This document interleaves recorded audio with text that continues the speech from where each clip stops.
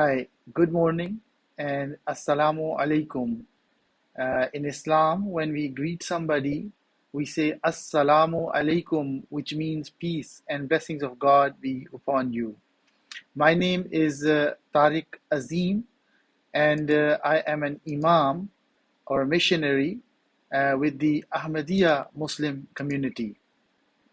Imam is like a Muslim pastor. It's somebody who leads prayers at a Muslim place of worship, which is referred to as a mosque. So I am an Imam serving for the Ahmadiyya Muslim community. The topic that I have been requested to speak upon by your teacher is the creation of universe, or the story of creation according to Islam. There are several different aspects that one needs to look at when studying the creation of the universe. Our primary sources in Islam, whenever we are trying to understand something in Islam, our primary sources are the Holy Quran, the words of God Almighty. To Muslims, Holy Quran is the book that is Bible to the Christians. So whenever we are trying to study something, we look towards the Holy Quran for guidance. In regards to the story of creation, the Holy Quran teaches us one aspect which has actually been very recently proven by science as well. In the Holy Quran, in chapter 21, God Almighty says that do not the disbelievers see that the heavens and the earth were a closed up mass? Then we open them out.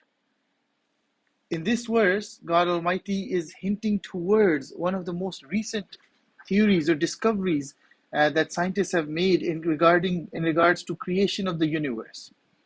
This theory, maybe some of you are aware of, is known as Big Bang theory.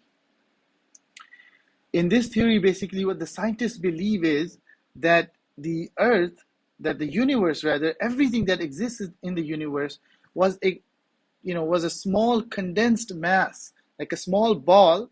It was all wrapped up in a tight little ball, and some explosion happened inside that particle, inside that ball, that dense ball, that the particles from that dense ball just exploded into the space. Everything that exists in the universe, according to the scientists, basically erupted from that ball, that particle. Earth is just one of those, basically one of those particles that came out of that dense mass. So if some of you are interested, you can go home and search the scientific theory of Big Bang theory, which is the most accepted theory, that this is how the universe came into existence.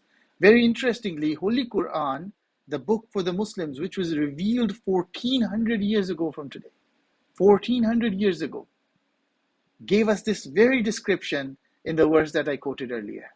That is, do not the disbelievers see that the heavens and the earth were a closed up mass? Then we opened them out. In another verse, God Almighty says, and we go on expanding it. Basically, the universe, we go on expanding it. So basically, what happens when you throw something into the space? In the space, when you throw something, because there is no gravity, there is no friction, the item that you throw will just keep going and going and going. So similarly, because of that eruption that happened in the Big Bang theory and the particles that started to move away from each other, even today, the universe is expanding and going away, further away from that point of explosion, that Big Bang that is referred to in the scientific community. That explosion caused it to go in different directions, and even till this day, this expansion is happening. So when we are looking at how the universe came into existence or how the universe was created, this point of starting is exactly mentioned in the Holy Quran as it has been discovered by scientists recently. There are more things that we need to look at as well. For example, the 6 days or 6 periods in which the universe was created. But I will cover that topic in another video.